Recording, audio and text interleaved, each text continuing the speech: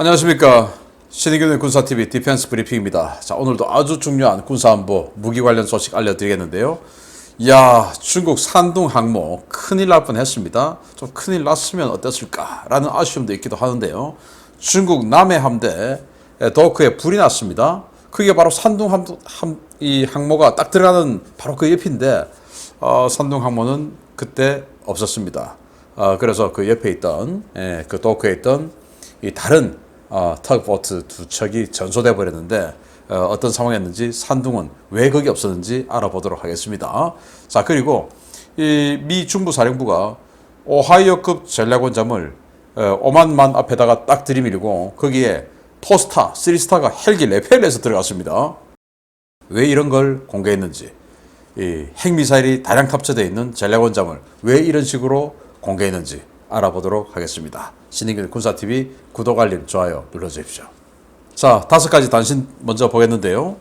미국이 군집 드론에 동시 대응 가능한 HPM, 즉 고출력 마이크로웨이브 무기를 개발 중이다 라고 해서 공개를 했는데 지금 우크라이나 전장에서 러시아가 이란의 자폭 무인기를 대거받아서 그걸 군집 스타일로 지금 공격하는 그런 군집 드론 공격 방식이 나오고 있죠. 그래서 아무리 여격을 잘한다 하더라도 너무나 많이 한꺼번에 몰려오다 보니까 결국 몇 대는 놓치고 그걸로 이제 공격을 받고 이런 모습을 볼 수 있었는데, 그걸 해결할 수 있는 무기를 지금 미국이 마이크로웨이브, 그러니까 뭐 이 전자레인지 같은 거 이런 걸로 지져버리겠다 이건데 보겠습니다.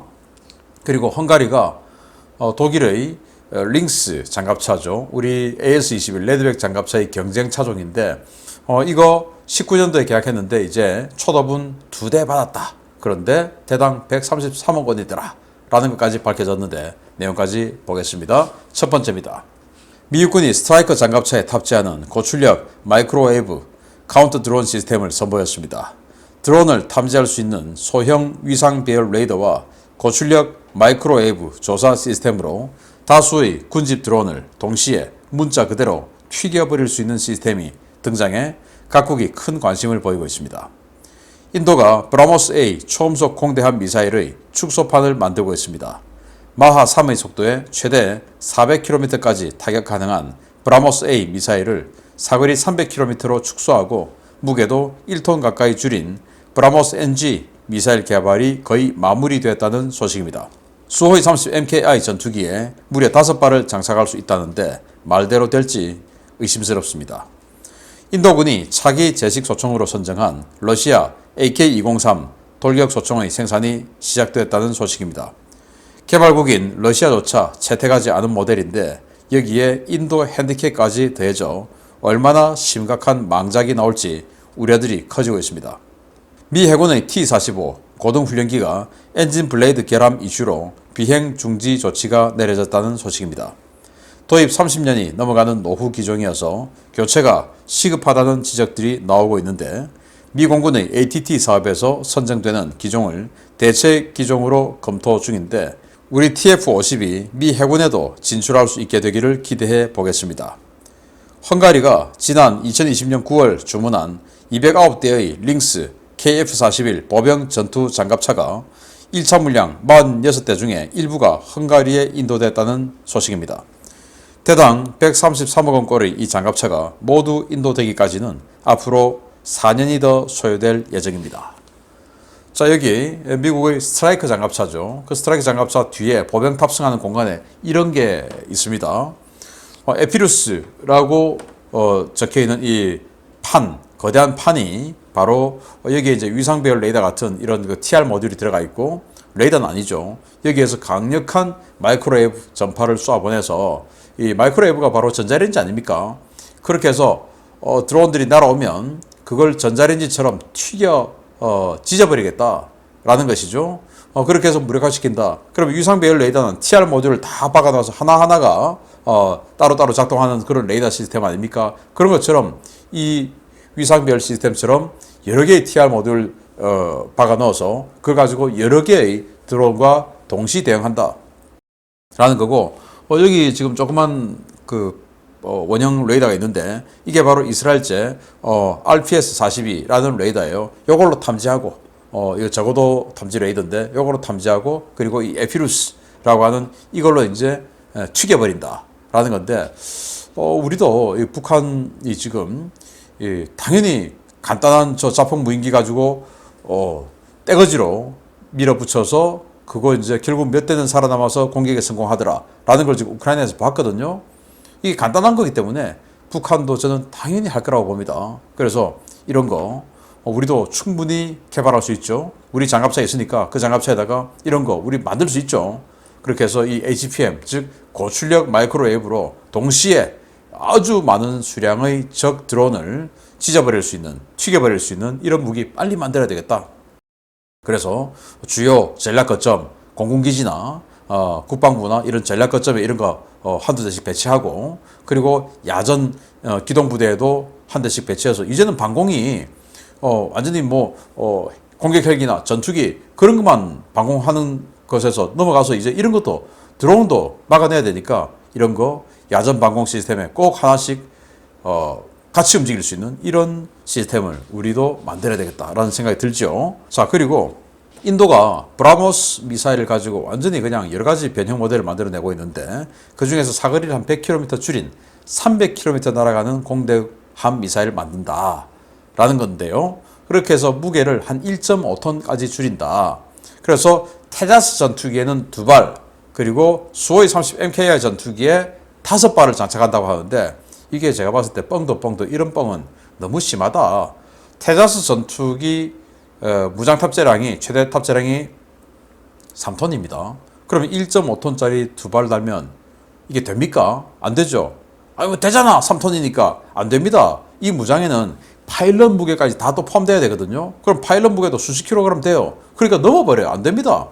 그러면 또 이것만 답니까? 보조 연료 탱크 달아야죠. 공대공, 자유형 공대공 열추적 미사일 2발은 그래도 기본적으로 달아야죠. 그러면 2발 됩니까? 안 되죠. 한 발밖에 안 되죠. 한다고 하더라도 그걸 2발이나 한다고 뻥치고 수호이 30 NK에도 마찬가지예요. 최대 무장 탑재량이 8톤인데 그러면 파일럿 무게 이런 거 다 안 따지고 이거 5발을 단다? 그러면 그게 7.5톤. 그럼 나머지 500kg 가지고 파일럿 5개 다 하고 됩니까? 안 되죠. 그리고 공대공 무장 거기도 당연히 자유용 열추적 미사일 정도는 달아야 되죠. 그리고 그것만 답니까? 또 수호이 30 같은 경우는 이 알라모나 에더나 이런 그 중장거리 미사일도 달아야 되죠. 근데 어떻게 그 5발 단다? 말이 안 되죠. 그래서 제가 봤을 때 수호이 30 같은 경우는 2발, 테자스는 1발이라고 해야 맞지 않냐 라고 생각하는 인도도 정말 만만치 않은 뻥을 치네요. 아무튼 잘 되기 바랍니다. 자, 그런데 인도가 시그716이라고 하는 굉장히 괜찮은 총을 제식으로 채용하는 듯 하다가 대량 생산 좀 했는데 그게 좀 비싸니까 시그가 독일제 아닙니까? 비싸니까 AK-203으로 갈아탔는데 AK-203 이번 우크라이나 전쟁 초기에 러시아군이 들고 나와서 굉장히 좀 폼 좀 잡았다가 야전에서 이거 못 쓰겠다.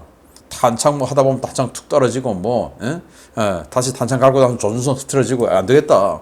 라고 해서 지금 일선 러시아 병사들은 AK-74를 더 선호한다고 해요. 그럴 정도로 생산국인 러시아에서도 외면받고 있는 이걸 제식 채용해서 자기네들이 대량 생산한다.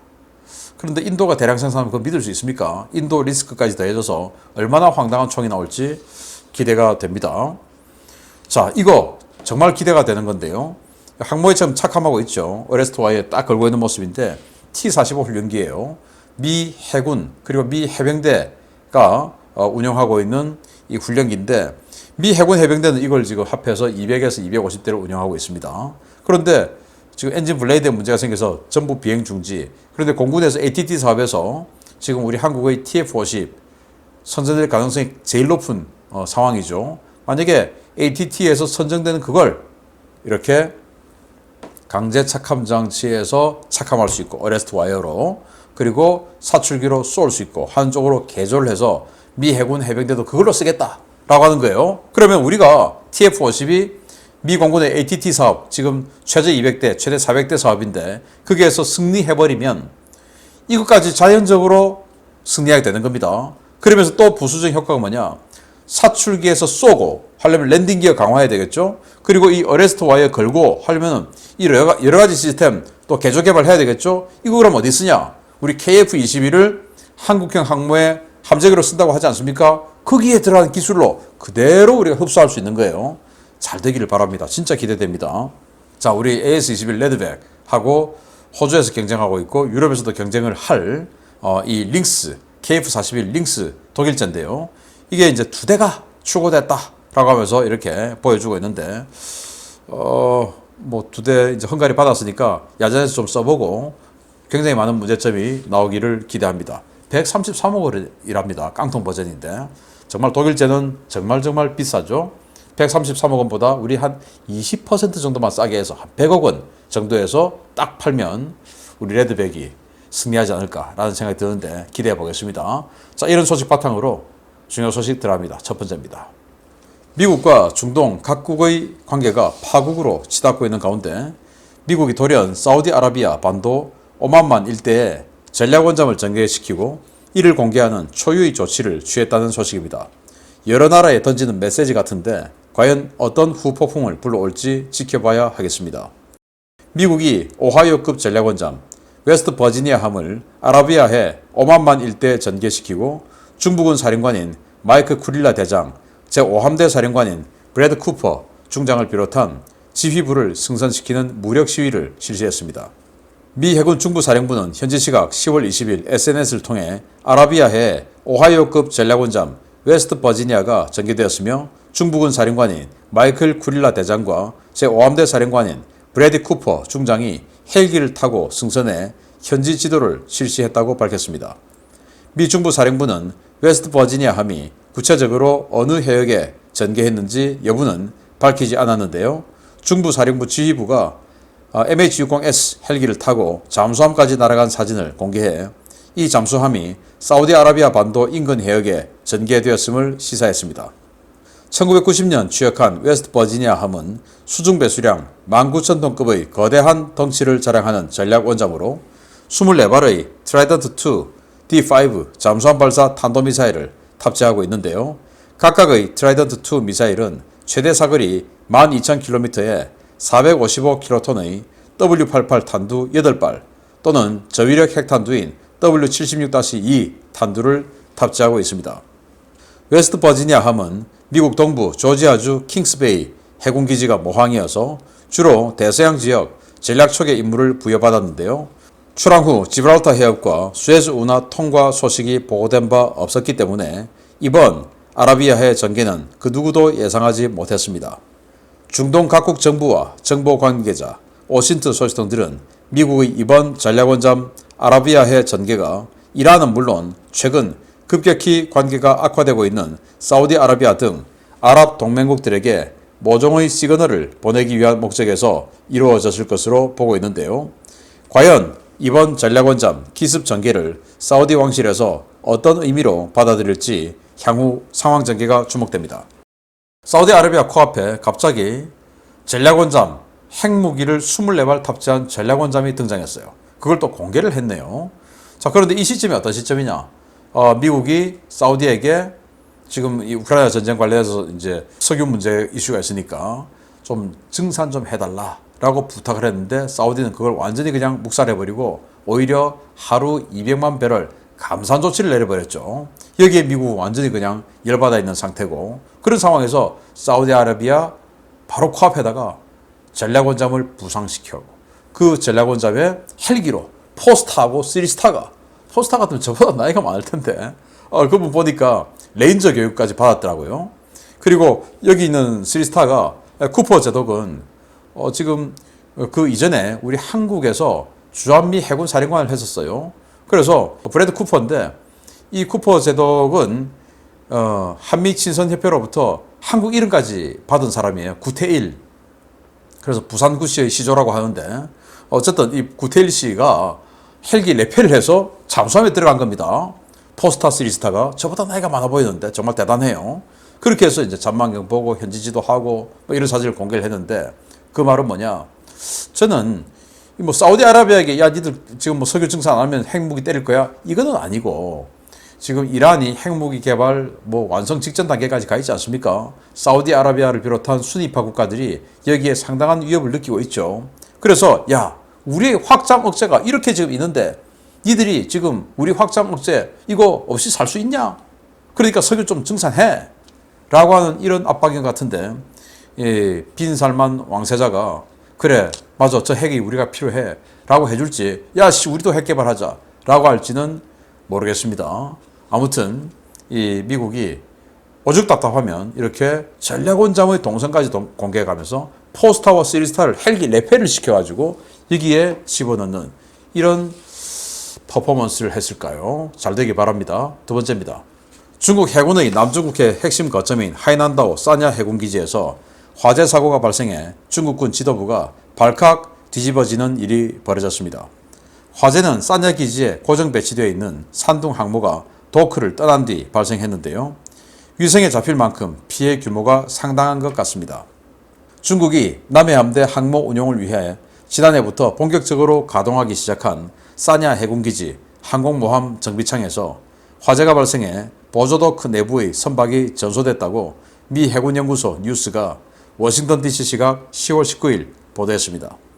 USNI 뉴스는 상업용 인공위성 맥사 테크놀로지가 10월 중순 촬영한 하이난다오 위성 사진을 분석한 결과 사냐 해군기지의 항모 정비창의 보조도크에서 화재가 발생한 사실을 확인했습니다. 화재는 보조도크 내에 거치되어 있던 소형 함정 2척을 완전히 전소시키고 도크 내부를 까맣게 그을릴 정도의 피해를 입혔는데요. 이 보조도크는 항공모함 수리용 대형 도크 측면에 새로 설치되어 이번에 처음 선박이 들어간 새 도크로 알려졌습니다. 화재가 발생한 이 드라이 도크는 중국이 2020년부터 본격적으로 개발 중인 사냐 해군기지의 일부 구역 중의 하나로 남해함대 산둥 항공모함과 075형 강습 상륙함 등 대형 함정 배치가 늘어나면서 이들 함정을 수리하기 위해 신설된 시설입니다. 이 시설에는 항모를 수리하기 위한 대형 드라이도크 1개와 구축함, 잠수함, 호위함 등을 수리하기 위한 보조도크 1개가 설치됐는데요. 이번 화재가 발생할 당시 보조도크에 거치되어 있던 선박은 항모 입출항을 보조하는 터그보트들이었던 것으로 알려졌습니다. 화재 사고 당시인 10월 중순 산둥 항모는 기지에 없었는데요. 오신트 소식통에 따르면 산둥함은 10월 2일 훈련 목적으로 출항해 10월 하순에 해당 도크에서 정기 정비를 받을 예정이었던 것으로 알려졌습니다. 중국의 항모들은 바다에 떠 있는 날보다 도크에 들어가 수리를 받는 날이 더 많은 항모들로 악명이 자자했는데요. 산둥 항모 정말 운 좋게 화재를 피한 것 같습니다. 산둥 항모의 모항 남해 함대, 해남도, 하이난다오 그 사냐 해군기지를 지금 뭐 대대적으로 확장하고 있는 와중에 이 산둥 항모가 계속 이 북쪽 중국 최북쪽의 따렌까지 가서 정비를 받아야 되냐, 여기서 정비장 창 만들자 해서 그 사냐 해군기지의 정비창을 만든 거예요. 드라이도크 큰 거 항모 들어가는 거 또 군함 들어가는 거 이렇게 두 개를 만들었는데 군함 들어가는 그 드라이도크에서 불이 난 겁니다. 저기 항모 들어가는 큰 도크 옆에 군함 들어가는 이 작은 도크, 이 도크에 지금 불이 나서 이런 식으로 새까맣게 타버렸어요. 두 척의 터그보트가. 근데 산둥 항모가 주로 이런 도크에 들어가서 정비를 받고 있었는데 하필 이때 요게 이제 불난 게 10월 12일 그리고 산둥함이 나간 게 10월 2일 그리고 산둥함이 이제 들어올 때가 다 된 거예요. 들어오기 직전에 불난 겁니다. 아우 불이 그냥 기왕 날 거 한 2, 3일 정도 있다가 났으면 산둥함모가 딱 들어갔을 때 불이 나서 불꽃이 탁 튀었으면 어땠을까 라는 그런 위험한 생각을 해봤는데 그렇게 되면 안 되죠. 불행한 일이 생기니까. 자, 그래서 이렇게 완전히 터그보트가 홀라당 타버렸는데 인명피해는 없었기를 바라고요. 앞으로 이 산둥함의 증조할아버지쯤 되죠. 쿠즈네초프 항공모함 그거 러시아에서 불났지 않습니까? 그래서 그 계보들은 이제 불이 나는 항모인 것 같은데 조상의 얼을 기려서 산둥 항모도 이 지역에서 한번 그런 뉴스를 전해주면 어떨까라는 생각이 들고 산둥 항모 큰일 날 뻔했다. 가슴을 쓸어내렸다. 남해함대 기지에 불났다. 소식 알려드렸습니다. 마치겠습니다. 감사합니다.